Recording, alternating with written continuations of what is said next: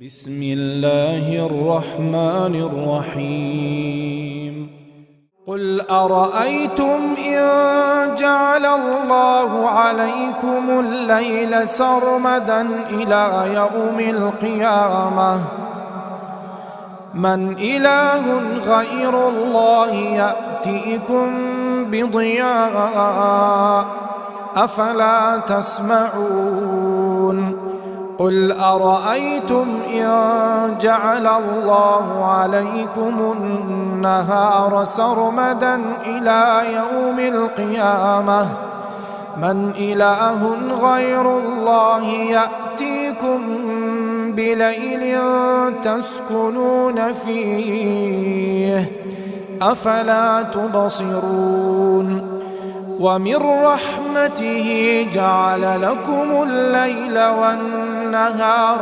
لتسكنوا فيه ولتبتغوا من فضله ولعلكم تشكرون.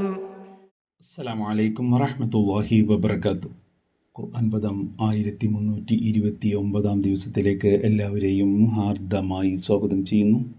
വിശുദ്ധ ഖുർആനിലെ 28-ാമത്തെ അധ്യായമായ സൂറത്തുൽ ഖസസിലെ 71 മുതൽ 73 വരെയുള്ള ആയത്തുകളാണ് ഇന്ന് പഠന വിധേയമാക്കുന്നത്. ക്ലാസ് ആരംഭിക്കുന്നതിനായി ആദരണീയനായ ഡോക്ടർ എ വിലായത്തുള്ള സാഹിബിനെ ക്ഷണിക്കുന്നു. അസ്സലാമു അലൈക്കും വറഹ്മത്തുള്ളാഹി വബറകാതുഹു. അഊദു ബില്ലാഹി മിനശ് ശൈത്വാനിർ റജീം. ബിസ്മില്ലാഹിർ റഹ്മാനിർ റഹീം.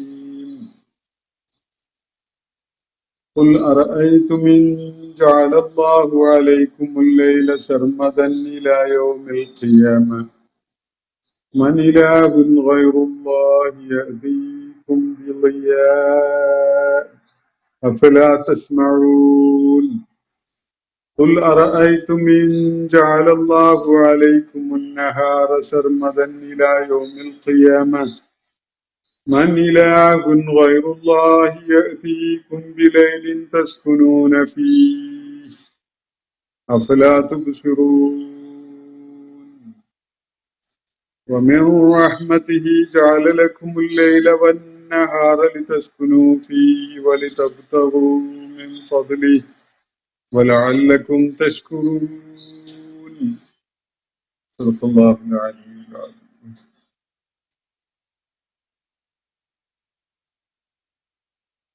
സൂറത്തുൽ ഖസസിലെ 71 മുതൽ 73 വരെയുള്ള ആയത്തുകളാണ് ഞാൻ നിങ്ങളെ കേൾപ്പിച്ചിട്ടുള്ളത്.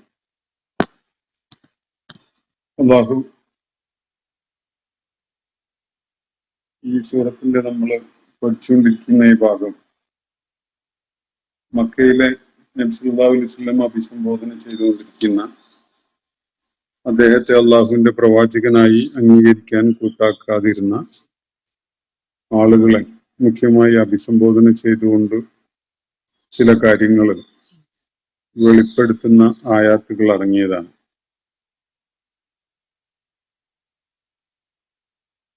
മക്കയിലെ ആളുകളുടെ നിഷേധത്തിന്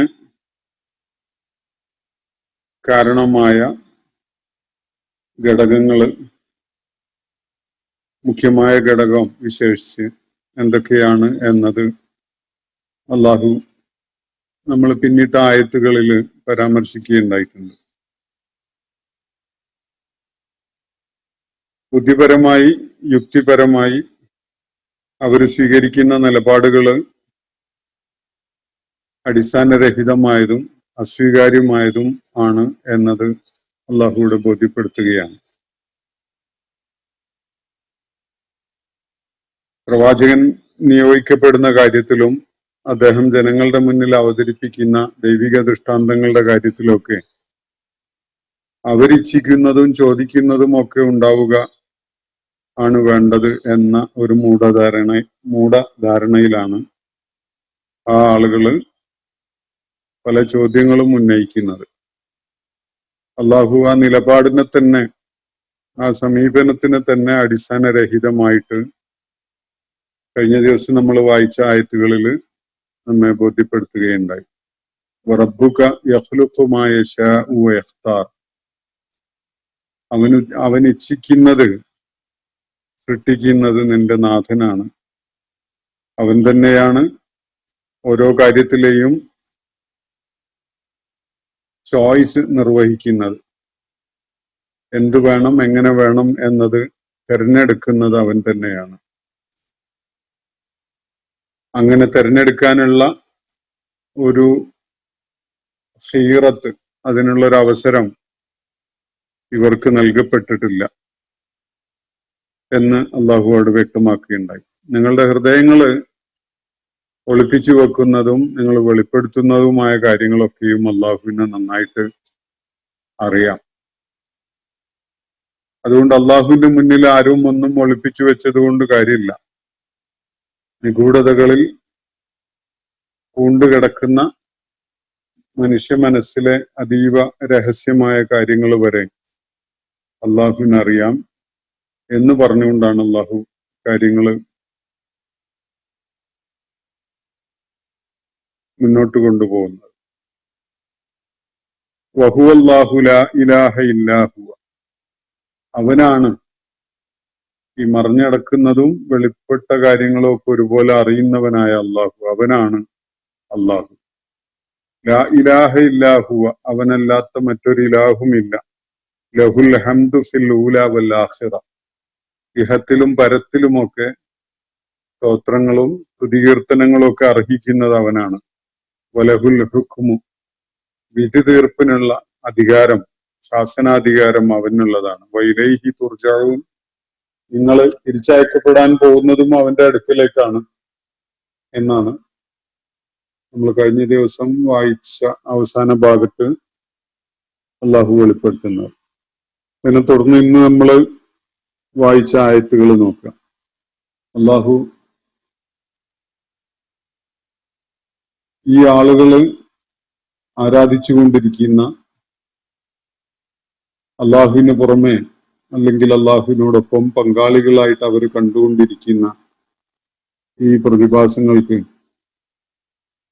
എന്തു നിലക്കാണ് ദിവ്യത്വം ഉള്ളത്, അങ്ങനെ ആരാധിക്കപ്പെടാനുള്ള അർഹത അവർക്ക് എങ്ങനെ ഉണ്ടായി എന്ന കാര്യം യുക്തിതലത്തില് ചില ചോദ്യങ്ങൾ ഉന്നയിച്ചുകൊണ്ട് നമ്മളെ ബോധ്യപ്പെടുത്തുകയാണ് ഇന്ന് നമ്മൾ വായിച്ചു വെച്ചിരിക്കുന്ന ആയത്തുകളിലായിട്ട് അല്ലാഹു.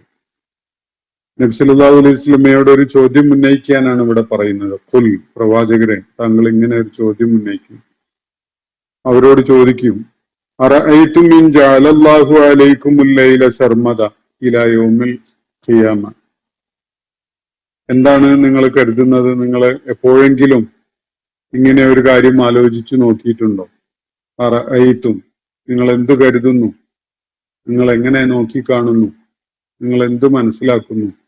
അല്ലെങ്കിൽ നിങ്ങൾ എപ്പോഴെങ്കിലും ഇങ്ങനെ ഒരു കാര്യം ആലോചിക്കുകയുണ്ടായോ?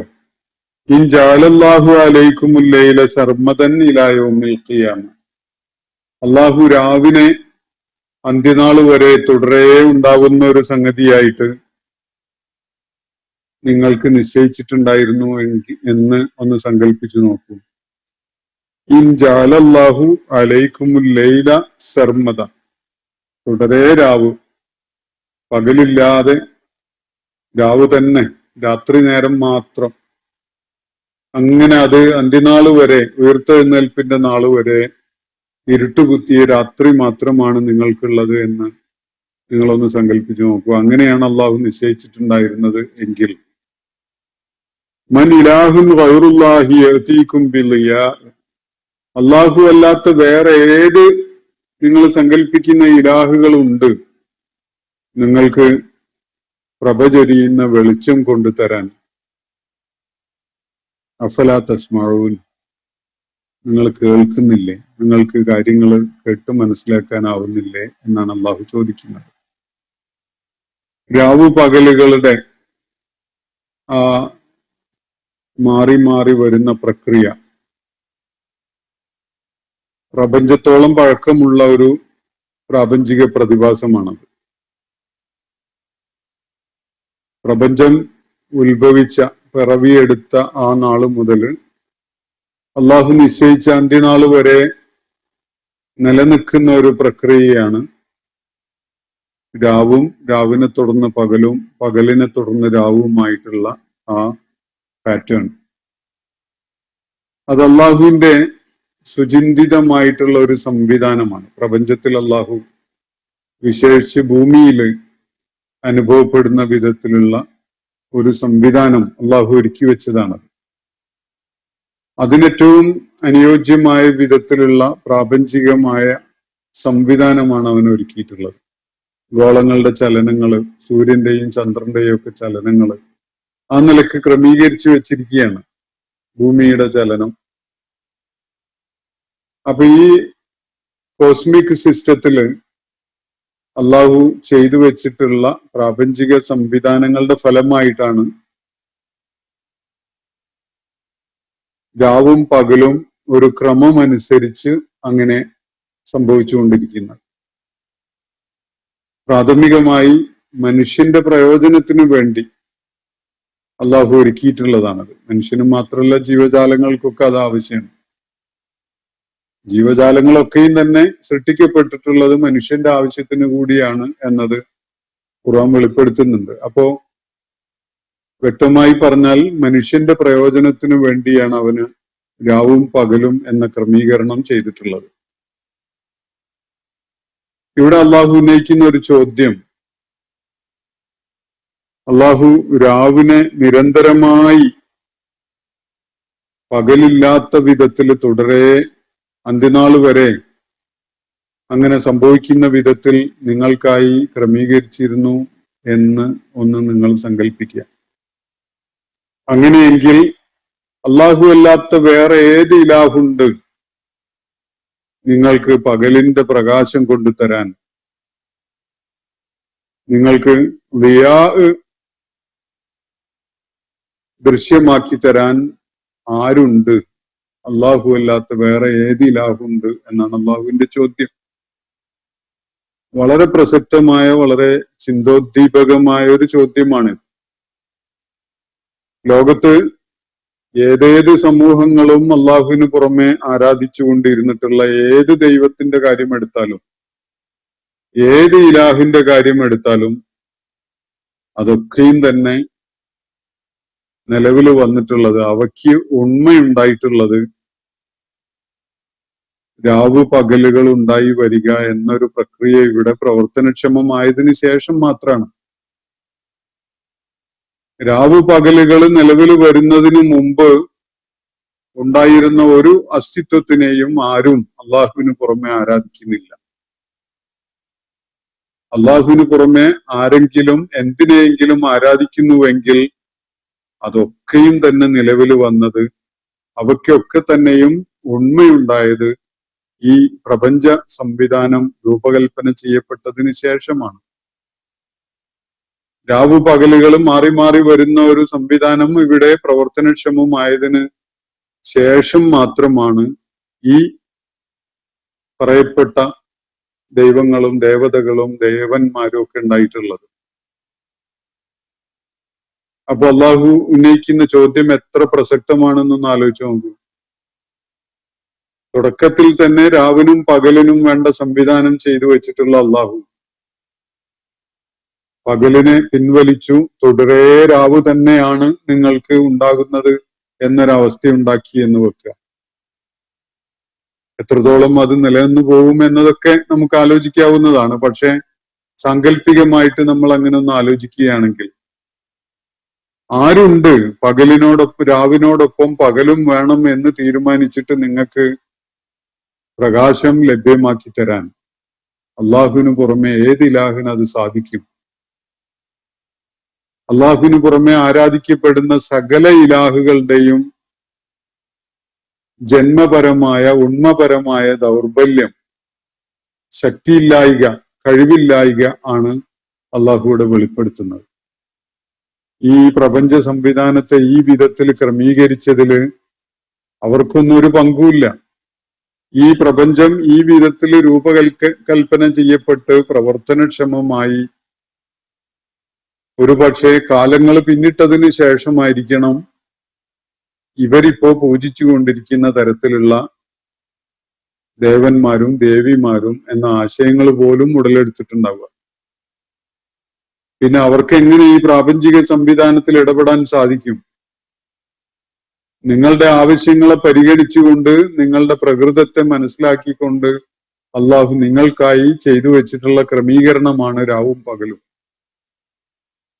അതിൽ മാറ്റം വരുത്തിയിട്ട് പകലില്ല രാവ് മാത്രം മതി എന്ന വിധത്തിൽ അള്ളാഹു തീരുമാനിക്കുന്നു എങ്കിൽ പകലുകൂടി വേണം എന്ന് തീരുമാനിച്ചുകൊണ്ട് നിങ്ങൾക്ക് പകലിന്റെ വെളിച്ചം കൊണ്ടുതരാൻ കഴിയുന്ന ഏത് ഇലാഹുണ്ട് അള്ളാഹുവിന് പുറമെ എന്നാണ് അള്ളാഹുവിന്റെ ചോദ്യം.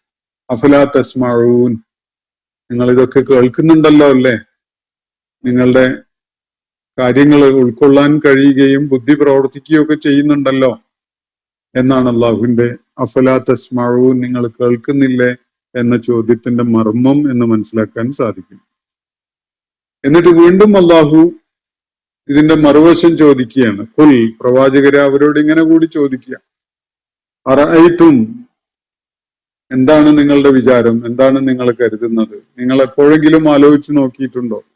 ഇൻ ജഅലല്ലാഹു അലൈക്കുമുൻ നഹാറ സർമദൻ, അനന്തമായ പകലിനെയാണ് അള്ളാഹു നിങ്ങൾക്കായി നിശ്ചയിച്ചത് എന്ന് നിങ്ങളൊന്ന് സങ്കല്പിച്ചു നോക്കൂ. ഇലാ യൗമിൽ ഖിയാമ, ഉയർത്തെഴുന്നേൽപ്പ് നാൾ വരെ പകല് മാത്രം, തുടരെ പകല് മാത്രം. സർമദ് എന്ന് പറഞ്ഞാൽ നിരന്തരം, തുടരെ എന്നൊക്കെയാണ്. അപ്പൊ നിരന്തരമായി തുടരെയായി പകല് മാത്രം നിങ്ങൾക്കുണ്ടാകുന്ന വിധത്തിലാണ് അവൻ സജ്ജീകരിച്ചിട്ടുണ്ടായിരുന്നതെങ്കിൽ മൻ ഇലാഹുൻ ഗൈറുല്ലാഹി യഅതീകും ബിലൈലിൻ, ആരാണ് രാവിനെ കൊണ്ടുതരാനായിട്ടുള്ള ഒരു ഇലാഹ് നിങ്ങൾക്കുള്ളത്? അള്ളാഹു അല്ലാതെ വേറെ ഏത് ഇലാഹിന് സാധിക്കും നിങ്ങൾക്ക് രാവിനെ കൊണ്ടുതരാൻ? എന്തിനാണ്? തസ്കുനൂന ഫീഹി, നിങ്ങൾക്ക് അതിൽ ശാന്തി അടഞ്ഞ് വിശ്രമിക്കാൻ വേണ്ടി, നിങ്ങൾക്ക് വിശ്രമത്തിന് വേണ്ട ശാന്തി അടയാനുള്ള പ്രാപഞ്ചിക സംവിധാനം ഒരുക്കിക്കൊണ്ട് രാവിനെ നിങ്ങൾക്ക് കൊണ്ടുതരാൻ വേറെ ഏതൊരു ഇലാഹിന് സാധിക്കും? നമുക്ക് ജനലും വാതിലും ഒക്കെ അടച്ചിട്ട് AC ഓൺ ചെയ്തിട്ട് കൃത്രിമമായി രാവുണ്ടാക്കാനൊക്കെ നമ്മൾ ശ്രമിച്ചൊക്കെ നോക്കുന്നുണ്ടാവും. പക്ഷെ അതൊരിക്കലും തന്നെ രാവിനെ പോലെ ആവുന്നില്ല. ഉറങ്ങാനൊക്കെ പറ്റും എന്നത് ഒഴിച്ചു നിർത്തിയാൽ രാവ് പ്രപഞ്ചമാകെ അല്ലെങ്കിൽ ഭൂമിയുടെ ഒരു പ്രത്യേക ഭാഗത്തെങ്കിലും ആ ഒരു അവസ്ഥയിലേക്ക് വരുമ്പോഴാണ് പ്രകൃതി ഒന്നാകെ ഒരു ഉറക്കത്തിന്റെ, മയക്കത്തിന്റെ, വിശ്രമത്തിന്റെ അവസ്ഥയിലേക്ക് പോകുന്നത് നമുക്ക് കാണുന്നത്. അതിൽ മനുഷ്യൻ മാത്രമൊന്നുമില്ല, ജീവജാലങ്ങളും സസ്യലതാദികളും വൃക്ഷങ്ങളും അതുപോലെ സകലതും ഒരു മയക്കത്തിന്റെ ഒരവസ്ഥയിലേക്ക് നീങ്ങുന്നുണ്ട്. പ്രകൃതിയെ മൊത്തം ആവരണം ചെയ്തുകൊണ്ട്, ഭൂമുഖത്ത് മൊത്തം ആവരണം ചെയ്തുകൊണ്ട് ഒരു സക്കീനത്ത് അനുഭവപ്പെടുന്നതും നമുക്ക് കാണാൻ സാധിക്കും. രാവ് ശാന്തി അടയുക എന്നൊക്കെ പറയും അതിന്. പകലിനെ പോലെയല്ല രാവ്. അപ്പോ അങ്ങനെ ഒരു രാവില്ലാതെ പകല് മാത്രമായിട്ട് ആണ് ഉള്ളത് നിങ്ങൾക്കായിട്ടുള്ളതെങ്കിൽ പിന്നെ ശാന്തി അടയാൻ, വിശ്രമിക്കാൻ, നിങ്ങൾക്ക് വലിയ മനസ്സമാധാനത്തോടു കൂടി കിടന്നുറങ്ങാനൊക്കെ പറ്റുന്ന വിധത്തില് അതിനേറ്റവും അനുയോജ്യമായ രാവിനെ നിങ്ങൾക്ക് ആര് കൊണ്ടുതരും? അതിന് കഴിവുള്ള ഏത് ഇലാഹാണ് നിങ്ങളോടൊപ്പം ഉള്ളത് എന്നാണ് അള്ളാഹുവിന്റെ ചോദ്യം. വളരെ യുക്തിഭദ്രവും ചിന്തോദ്ദീപകവുമായ ചോദ്യം തന്നെയാണ് ഇതും. മറ്റതുപോലെ തന്നെ രാവിന്റെ പല പേർപ്പസസും ഉണ്ട്, പകലിന് പകലിന്റെ പേർപ്പസസും ഉണ്ട്. അത് അള്ളാഹു നിശ്ചയിച്ചതാണ്. മനുഷ്യന് മുഖ്യമായിട്ട് മനുഷ്യന്റെ താല്പര്യങ്ങളും ആവശ്യങ്ങളും പരിഗണിച്ചുകൊണ്ട് അള്ളാഹു സംവിധാനം ചെയ്തിട്ടുള്ളതാണ്. ഭൂമിയിലല്ലാത്ത ഒരിടത്തും ഇതുപോലെയുള്ള ഒരു സംവിധാനം ഇല്ല. നമുക്ക് അറിയാൻ പറ്റിയിടത്തോളം വ്യത്യസ്തമാണ് അവിടങ്ങളിലൊക്കെയുള്ള സാധ്യതകളും അവസ്ഥകളും ഒക്കെ. ബഹിരാകാശ ഗവേഷണമൊക്കെ വളരെയേറെ പുരോഗമിച്ചുകൊണ്ടിരിക്കുന്ന ഒരു കാലഘട്ടത്തിൽ മനുഷ്യന് രാവിന്റെയും പകലിന്റെയും പ്രാധാന്യം, ഭൂമുഖത്തെ അങ്ങനെ സജ്ജീകരിച്ചിട്ടുള്ളത് മനുഷ്യന് എത്ര പ്രയോജനകരമാണ് എന്ന കാര്യം മനസ്സിലാക്കാൻ യാതൊരു പ്രയാസവും ഉണ്ടാവില്ല. പക്ഷെ ഇതൊക്കെയും സംവിധാനിക്കപ്പെട്ടിട്ടുള്ളത് ഭൂമുഖത്ത് അള്ളാഹുവിന് പുറമെ ഏതൊക്കെ കാലഘട്ടങ്ങളിൽ ഏതൊക്കെ ഇലാഹുകളെ ആരാധിച്ചുവോ അവയുടെയൊക്കെ കാലത്തിന് മുമ്പാണ്, അവയൊക്കെ പിറവിയെടുക്കുന്നതിന് മുമ്പാണ് അള്ളാഹു രാവു പകലുകളുടെ ഈ സംക്രമണം സംവിധാനിച്ചു വെച്ചിട്ടുള്ളത്. അതിലൊന്നും ഇവർക്ക് ആർക്കും ഒരു പങ്കുമില്ല. ഇനി അള്ളാഹു തൽക്കാലത്തേക്ക് അങ്ങനെ ഒരു തീരുമാനം എടുക്കുകയാണെങ്കിൽ തന്നെ അതിൽ ഇടപെടാൻ കഴിയുന്ന ഏത് ഇലാഹുണ്ട് ഈ ആളുകൾക്ക് എന്നാണ് അള്ളാഹുവിന്റെ ചോദ്യം. അള്ളാഹു മാത്രമാണ് ഇലാഹ്. അള്ളാഹു മാത്രമാണ് പ്രപഞ്ച സൃഷ്ടിപ്പില്, അതിന്റെ കൈകാര്യകർത്തൃത്വത്തില്, അതിന്റെ ക്രമീകരണത്തില് പങ്കുള്ളവൻ. വേറെ ആർക്കും അതിൽ യാതൊരു പങ്കാളിത്തവും ഇല്ല എന്ന കാര്യം ബോധ്യപ്പെടുത്തുവാൻ ഈ രണ്ടായത്തുകളേക്കാൾ ശക്തമായ സാധ്യതയുള്ള കഴിവുള്ള വേറെ ഏതെങ്കിലും ഒരു അട്ടറൻസ് നമുക്ക് തെരഞ്ഞു നടക്കുകയാണെങ്കിൽ ഒരു പക്ഷേ ഖുർആനിൽ തന്നെ ആയിരിക്കും നമുക്ക് അത് കണ്ടെത്താൻ പറ്റുക. വേറെ എവിടെയും കാണാൻ വരില്ല. എന്തായാലും ഈ ആയാത്തുകള് മനുഷ്യന്റെ യുക്തിബോധത്തെയും അതുപോലെ മനുഷ്യന്റെ കാര്യകാരണ ബന്ധങ്ങളെ കുറിച്ചുള്ള ധാരണയെയും ഒക്കെ വെല്ലുവിളിക്കുന്ന വിധത്തിൽ തന്നെയുള്ള, അവനെ വളരെ ആഴത്തിൽ ചിന്തിക്കാൻ പ്രേരിപ്പിക്കുന്ന കാര്യങ്ങൾ അടങ്ങിയതാണ് എന്നത് വളരെ വ്യക്തമാണ്. മൻ ഇലാഹുൻ ഗൈറുല്ലാഹി യഅതീകും ബിലൈലിൻ തസ്കുനൂന ഫീഹി. വേറെ ഏത് ഇലാഹുണ്ട് അള്ളാഹുവിന് പുറമെ നിങ്ങൾക്ക് ശാന്തി അടയാൻ പറ്റുന്ന വിധത്തിലുള്ള രാവിനെ കൊണ്ടുതരാൻ? അഫലാ തുബ്സിറൂൻ, നിങ്ങൾ എന്തേ കാണുന്നവരല്ലേ? ഈ കാര്യങ്ങൾ ഉൾക്കാഴ്ചയോടുകൂടി മനസ്സിലാക്കാൻ നിങ്ങൾക്ക് വല്ല പ്രയാസവും ഉണ്ടോ എന്നാണ് അള്ളാഹു ചോദിക്കുന്നത്. അപ്പൊ മനുഷ്യന്റെ കാതിനെയും കേൾവിയെയും പ്രവർത്തനക്ഷമമാക്കിക്കൊണ്ട് കാര്യങ്ങളെ വിലയിരുത്തി മനസ്സിലാക്കാനും ബോധ്യപ്പെടാനും ഉപകരിക്കുന്ന വിധത്തിലുള്ള രണ്ട് ശ്രദ്ധേയമായ കാര്യങ്ങളിലേക്കാണ് അള്ളാഹു ഇവിടെ വിരൽ ചൂണ്ടുന്നത്. പ്രപഞ്ചത്തിൽ അള്ളാഹു സുബ്ഹാനഹു വ തആലയുടെ ആയാത്തുകളിൽപ്പെട്ടതാണ് രാവും പകലും. രാവിന് നമുക്കറിയാം, ഇപ്പോ നമുക്ക് അനുഭവപ്പെടുന്ന രാവിന്റെ സമയത്തിനേക്കാൾ ഒരല്പം കൂടുതൽ സമയം രാവ് കവർന്നെടുത്താൽ ഭൂമിയിലെ കാലാവസ്ഥയും അതുപോലെ ജീവിത സാഹചര്യമൊക്കെ മുഴുവനായിട്ടും മാറും. ഇവിടുത്തെ അന്തരീക്ഷ ഊഷ്മാവ്, താപനില തുടങ്ങിയതിലൊക്കെ വലിയ വ്യതിയാനം ഉണ്ടാവും. രാവിന്റെ നേരം പകല് കുറച്ച് കവർന്നെടുത്താലും ഈ വിധത്തിലുള്ള മാറ്റം ഉണ്ടാവും.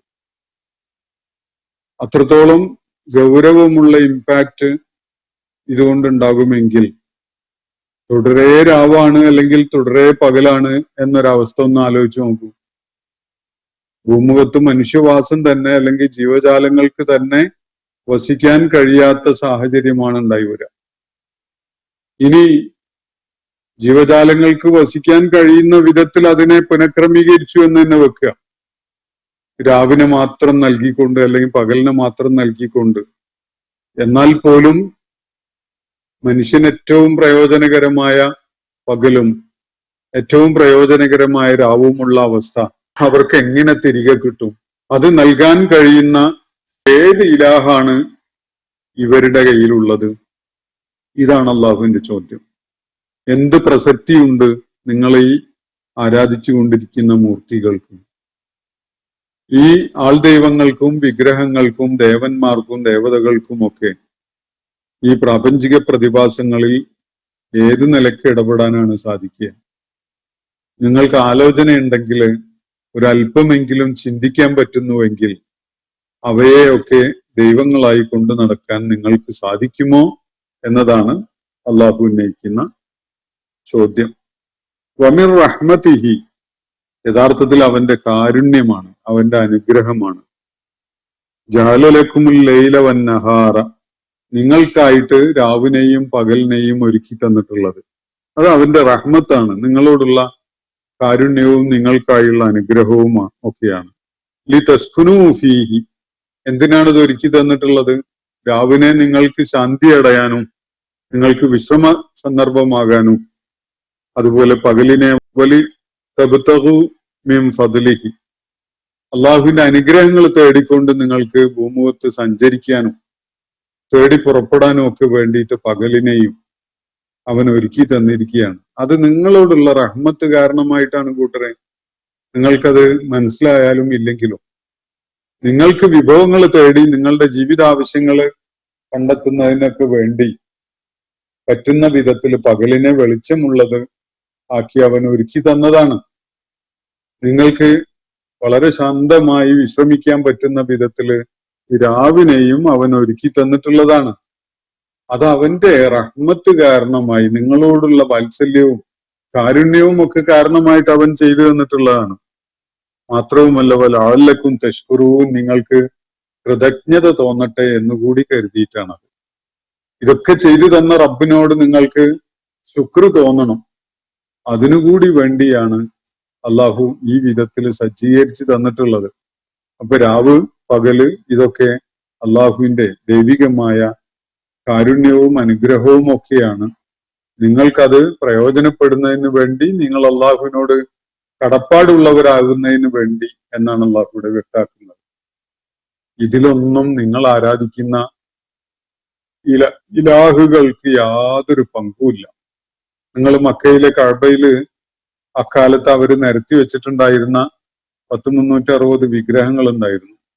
അതിൽ ഓരോന്നെടുത്ത് അവർക്ക് പരിശോധിച്ചാലും, ലാത്ത, ഉസ്സ, മനാത്ത ഇങ്ങനെയുള്ള ഓരോന്ന് പരിശോധിച്ചാലും അതിനൊന്നും തന്നെ ഈ രാവുപകലുകളും മാറി വരുന്ന പ്രാപഞ്ചിക സംവിധാനം ഒരുക്കുന്നതിൽ യാതൊരു പങ്കും ഉണ്ടായിരുന്നില്ല എന്നത് അവർക്ക് 100% ബോധ്യമുള്ള കാര്യമാണ്. കാരണം ലാത്തയും ഉസ്സയും മനാത്തയും ഒക്കെ അതിനൊരു മാനുഫാക്ചറിങ് ഡേറ്റ് ഉണ്ട്. എന്നു മുതൽ അത് നിലവിൽ വന്നു എന്നത് അതിന്റെ നിർമ്മിതിയിൽ തന്നെ രേഖപ്പെട്ട് കിടക്കുന്ന വിധത്തിലാണ് അവയുടെ ഉത്ഭവം. അതൊക്കെ ഒരു കാലഘട്ടത്തിൽ ജീവിച്ചിരുന്ന ചില മഹത്തുക്കളായ ആളുകളായിരുന്നു, അവരുടെ പേരിൽ ഉണ്ടാക്കപ്പെട്ടതാണ് ഈ വിഗ്രഹങ്ങളും ഈ മൂർത്തികളും ഒക്കെ തന്നെ. ചിലതൊക്കെ മാലാഖമാരുടേതാണ്. ഇതൊക്കെ തന്നെ ആരുടെ പേരിൽ ഉണ്ടാക്കപ്പെട്ട വിഗ്രഹമായാലും ആരാധനാമൂർത്തിയായാലും അവയൊക്കെയും തന്നെ നിലവിൽ വരുന്നത് അള്ളാഹു ആകാശഭൂമികളെ സംവിധാനിക്കുകയും രാപ്പകലുകളെ നിശ്ചയിക്കുകയൊക്കെ ചെയ്തതിന് ശേഷം മാത്രം ഉണ്ടായതാണ്. ഇതൊക്കെയും അങ്ങനെയാണ്. അതല്ലാത്ത ഭൂമുഖത്ത് മനുഷ്യർ ഇന്ന് വരെ ആരാധിച്ചുകൊണ്ടിരിക്കുന്ന ഒന്നും തന്നെ രാവ് പകലുകള് സംവിധാനിക്കപ്പെടുന്നതിന്റെ മുമ്പുള്ളവരായിരുന്നില്ല എന്നത് എല്ലാവർക്കും ബോധ്യമുള്ള ഒരു കാര്യം. അപ്പൊ അവർക്കൊന്നും ഇതിൽ പങ്കില്ല. അവരുടെയൊക്കെ അസാന്നിധ്യത്തിൽ തന്നെ നിലവിൽ വന്നതാണ് ഈ സംവിധാനമൊക്കെ. അപ്പൊ അത് അവര് ചെയ്തതാണെന്ന് നിങ്ങൾക്ക് പറയാൻ പറ്റില്ലല്ലോ. അത് ആര് ചെയ്തു എന്ന ചോദ്യത്തിനുള്ള ഉത്തരം നിങ്ങൾ എക്സ് എന്ന് എഴുതിക്കോളൂ. ആ എക്സിന്റെ പേരാണ് അള്ളാഹു. അപ്പോൾ നിങ്ങൾക്ക് കാര്യങ്ങൾ വ്യക്തമാകും, ബോധ്യപ്പെടും. അപ്പോ ഇന്നത്തെ സെഷൻ ഇവിടെ അവസാനിക്കുകയാണ്. 1-2 ചോദ്യങ്ങൾ ഇവിടെ പരിഗണനയ്ക്കായിട്ട് വന്നതുണ്ടായിരുന്നു. ഒന്ന് നേരത്തെ ചിന്മയ ഉന്നയിച്ച ഒരു ചോദ്യമാണ്. അത് വീണ്ടും വായിക്കുകയും കേൾപ്പിക്കുകയും ചെയ്യുന്നതിന് വലിയ പ്രസക്തിയൊന്നുമില്ല. കാരണം അദ്ദേഹം ഈ ചോദ്യം പലതവണ ചോദിച്ചിട്ടുള്ളതാണ്. പ്രലോഭനങ്ങളുടെയും ഭയത്തിന്റെയും പേമാരിയിൽ മനുഷ്യരെ മതത്തിലേക്ക് നയിച്ച് അവരെ ഉപയോഗപ്പെടുത്തുന്ന സൈക്കോളജിയുടെ സമർത്ഥമായ ഉപയോഗമല്ലേ ഇസ്ലാം, ഉദാഹരണമല്ലേ ഇസ്ലാം എന്നൊക്കെയാണ് അദ്ദേഹം പറയുന്നത്. ഇതിനെ വേണ്ട വിധത്തിൽ ഞാൻ പലപ്പോഴായിട്ട് മറുപടി നൽകിയിട്ടുള്ളതാണ്. പ്രലോഭനവും ഭീതിപ്പെടുത്തലും ഒക്കെ ഇസ്ലാമിന്റെ ഭാഗം തന്നെയാണ്. അത് മനുഷ്യപ്രകൃതത്തിന്റെ ഭാഗമാണ്. അത് അള്ളാഹു ഉപയോഗപ്പെടുത്തുന്നു എന്ന പോലെ നിങ്ങളും മനുഷ്യരെ നിയന്ത്രിക്കാൻ ശ്രമിക്കുന്ന എല്ലാ സംവിധാനങ്ങളും പ്രയോജനപ്പെടുത്തുന്നുണ്ട്. പോലീസ് സംവിധാനം, ഭരണഘടന, നിയമം, കോടതി, അതുപോലുള്ള അറസ്റ്റ്, ജയില്, തടവറ, യുദ്ധം, ഇതൊക്കെ ഇങ്ങനെയുള്ള ഭീതിപ്പെടുത്തലിനും പ്രലോഭനത്തിനുള്ള സംവിധാനങ്ങളാണ് എന്നത് എല്ലാവർക്കും അറിയുന്നതാണ്. അത് മനുഷ്യന്റെ പ്രകൃതം അങ്ങനെയാണ്. അള്ളാഹു മനുഷ്യനെ അങ്ങനെയാണ് സൃഷ്ടിച്ചിട്ടുള്ളത് എന്നതുകൊണ്ട് അത് എല്ലാവരും പ്രയോജനപ്പെടുത്തുന്നുണ്ട്. ഏറ്റവും നന്നായി അള്ളാഹു പ്രയോജനപ്പെടുത്തിയിട്ടുണ്ട്. അതിലല്ല വിഷയം. ഈ പറയുന്ന കാര്യങ്ങള് സത്യമാണോ അല്ലേ എന്നുള്ളത് പരിശോധിക്കും. പേടിപ്പിക്കുന്നുണ്ട്, പ്രലോഭിപ്പിക്കുന്നുണ്ട് എന്ന് പറഞ്ഞുകൊണ്ട് ആരെങ്കിലും അതിന് വിട്ടുനിൽക്കേണ്ടതുണ്ടോ? അതെന്തിനാ? നിങ്ങൾ ഈ പറയുന്ന കാര്യം ശരിയാണോ തെറ്റാണോ എന്നത് യുക്തി തലത്തിൽ ആലോചിക്കുക. അതിൽ പ്രോത്സാഹനമായിട്ട് ചില സമ്മാനം പറയുന്നുണ്ടാവും, അതുപോലെ ഭീതിപ്പെടുത്തുന്ന ശിക്ഷയെ കുറിച്ച് പറയുന്നുണ്ടാവും. അത് പറയുന്നുണ്ട് എന്നതുകൊണ്ട് അതില്ലാത്തതാവുമോ? ഈ പറയുന്ന കാര്യത്തിന്റെ യുക്തിതലം പരിശോധിച്ചിട്ട് സ്വീകാര്യമാണോ അല്ലേ എന്ന് നിങ്ങൾ തീരുമാനിച്ചോളൂ. ബാക്കി അത് നിങ്ങൾക്ക് വിടുകയാണ് ഞാൻ. മറ്റൊന്ന്, കാസിം റിസ്വി ഉന്നയിച്ച ഒരു ചോദ്യമാണ്. ഈ സൂറത്തുമായി ബന്ധമുള്ളതല്ലാത്തൊരു ചോദ്യമാണ്. ആമീൻ എന്ന വാക്ക് മുസ്ലിങ്ങളും ക്രിസ്ത്യാനികളും യഹൂദരും ഒരുപക്ഷെ ഉപയോഗിക്കുന്നുണ്ട്. ഈ വാക്കിന്റെ ഉത്ഭവത്തെ കുറിച്ച് വല്ലതും അറിയുമോ? നമ്മൾ ഉപയോഗിക്കുന്ന അർത്ഥത്തിലും സന്ദർഭങ്ങളിലും തന്നെയാണോ അവരും ഇവ ഉപയോഗിക്കുന്നത് എന്നതാണ് ചോദ്യം. യഥാർത്ഥത്തിൽ ഇസ്ലാമിന്റെ പശ്ചാത്തലത്തില് സൂറത്തുൽ ഫാത്തിഹയിലെ 7 ആയത്തുകൾ പാരായണം ചെയ്തു കഴിഞ്ഞാൽ ആമീൻ പറയുന്ന ഒരു ഒരു കൺവെൻഷൻ ഉണ്ട്, ഒരു ട്രഡീഷൻ ഉണ്ട്. നബി സല്ലല്ലാഹു അലൈഹി വസല്ലമയിൽ നിന്ന് ആളുകൾ ഉൾക്കൊണ്ടുകൊണ്ട് പിന്തുടർന്നു വരുന്ന ഒരു സംഗതിയാണ്. ആമീൻ എന്നത് സൂറത്തുൽ ഫാത്തിഹയുടെ ഭാഗമല്ല, പക്ഷെ ആമീൻ എന്ന് പറയാറുണ്ട്. അതുപോലെ പ്രാർത്ഥനകളും നടത്തുമ്പോഴും ആമീൻ പറയുന്ന ഒരു രീതിയുണ്ട്. കൂടുതലായിട്ടും സൂറത്തുൽ ഫാത്തിഹയുടെ അവസാനത്തിലാണ് ആമീൻ എന്നൊരു പ്രയോഗം വരുന്നത്. ഈ പദത്തിന്റെ അർത്ഥം ഇസ്തജിബ് യാ റബ്ബന എന്നാണ്. അള്ളാഹുവെ ഞങ്ങളുടെ നാഥ, നീ ഞങ്ങൾക്ക് ഉത്തരം ചെയ്യണമേ എന്നാണ് അതുകൊണ്ട് ഉദ്ദേശിക്കപ്പെടുന്നത്. അല്ലാഹുമ്മ ഇസ്തജിബ് എന്നാണ് അതിന്റെ വേറൊരു നിലക്ക് പറയുമ്പോഴുള്ള അർത്ഥം. അള്ളാഹുവെ നീ ഉത്തരം ചെയ്യ് എന്നതാണ്. അപ്പോ വളരെ മനസ്സ് തട്ടിക്കൊണ്ട് നടത്തുന്ന പ്രാർത്ഥനകൾ അള്ളാഹു സ്വീകരിക്കണം, അള്ളാഹുവിന്റെ അതിന് പ്രത്യുത്തരം ലഭിക്കണം എന്ന ആഗ്രഹം പ്രകടിപ്പിക്കലാണ് ആമീൻ എന്ന പ്രയോഗം. യഥാർത്ഥത്തിൽ ഈ പ്രയോഗം ഇബ്രാഹിമി പാരമ്പര്യത്തിലുള്ള മതങ്ങൾ എന്ന് പറഞ്ഞാൽ സെമിറ്റിക് മതങ്ങൾ, യഹൂദര്, ക്രൈസ്തവര്, മുസ്ലിങ്ങളൊക്കെ കോമൺ ആയിട്ടുള്ള ഒരു സംഗതിയാണ്. ഇത് ഈ പ്രയോഗം നിലവിൽ വന്നിട്ടുള്ളത് തൗറാത്തിൽ നിന്നാണ് എന്നാണ് മനസ്സിലാക്കാൻ പറ്റുന്നത്. വളരെ പൗരാണികമായിട്ട് തന്നെ ഉപയോഗത്തിലുള്ള ഒരു പദമാണ്. അറബി ഭാഷയില് അമീൻ, ആമീൻ എന്നീ 2 വാക്കുകൾ പരസ്പരം ഭാഷാപരമായിട്ട് ബന്ധമുണ്ട്. അമീൻ എന്ന് പറഞ്ഞാല് വിശ്വസിക്കുന്നവൻ, ശാന്തി അടയുന്നവൻ എന്നൊക്കെയാണ് അർത്ഥം. അല്ലെങ്കിൽ വിശ്വസ്തൻ എന്നൊക്കെയാണ് അതിന്റെ സൂചന.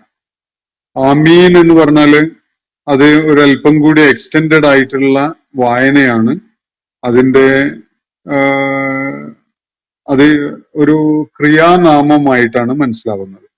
അതുകൊണ്ട് ഉദ്ദേശിക്കപ്പെടുന്നത് ഭാഷാപരമായിട്ട് ഇങ്ങനെയാണ്: ആമൻതു അല ദുആഇ തഅ്മീന. ഈ ദുആയിൽ, ഈ പ്രാർത്ഥനയിൽ ഞാൻ ശാന്തി അടയുന്ന വിധത്തിൽ വിശ്വസിച്ചിരിക്കുന്നു എന്നാണ്. അല്ലാഹുവേ, നിന്നോട് ഞങ്ങൾ ഒരു പ്രാർത്ഥന നടത്തുന്നു, ആ പ്രാർത്ഥനയിൽ മനസ്സിന് ശാന്തിയും സമാധാനവും കിട്ടുന്ന വിധത്തിൽ ഞങ്ങൾ അതിൽ വിശ്വാസം കൈക്കൊള്ളുന്നു എന്നാണ് ആ വാക്ക് സൂചിപ്പിക്കുന്ന അർത്ഥം. അത് അന്ന്, ആമന, ഈമാൻ തുടങ്ങിയ പദങ്ങളുമായിട്ട് ബന്ധമുള്ള പദം തന്നെയാണ്.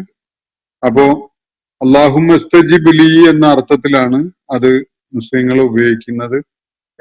മിക്കവാറും സമാനമായ ഒരു അർത്ഥത്തിൽ തന്നെയാണ് യഹൂദരും ക്രൈസ്തവരും ഒക്കെ ഇത് ഉപയോഗിക്കുന്നത്. അതുപോലെയുള്ള സന്ദർഭങ്ങളിലാണ്. അവർക്ക് സൂറത്തുൽ ഫാത്തിഹയുടെ പാരായണത്തെ തുടർന്നല്ല, അവരുടെ പൊതുവെയുള്ള പ്രാർത്ഥനകൾക്ക് പുറകിലായിട്ട് ആമേൻ എന്ന് പറയുന്ന ഒരു രീതിയാണ് ഉള്ളത്. അപ്പൊ ഈ അറബി ഭാഷയുമായിട്ട് ഇതിന് ബന്ധമുണ്ട്. അത് അറബിയോടുള്ള ബന്ധം ആവണമെന്നില്ല.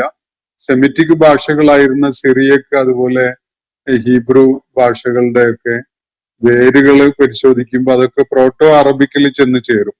അപ്പോ പ്രോട്ടോ അറബിക്, ആധുനിക അറബി ഭാഷയും വിശുദ്ധ ഖുർആന്റെ അറബി ഭാഷയും ഓൾഡ് ടെസ്റ്റമെന്റിന്റെ ഹീബ്രു ഭാഷയും ന്യൂ ടെസ്റ്റമെന്റിന്റെ സുറിയാനി ഭാഷയും ഒക്കെ വരുന്നത് പ്രോട്ടോ അറബിക്കിൽ നിന്നാണ്. അതിന്റെ സോഴ്സിൽ വരുന്ന ഒരു വാക്കാണിത്. മിക്കവാറും പദങ്ങള്, വൊക്കാബുലറി ഈ 3 ഭാഷകളിലും കൂടാതെ വേറെയും ചില ഭാഷകളിലും ഒരുപോലെയാണ്, വലിയ അളവോളം സാദൃശ്യമുള്ളതാണെന്നുള്ളത് നമുക്ക് കാണാൻ കഴിയും.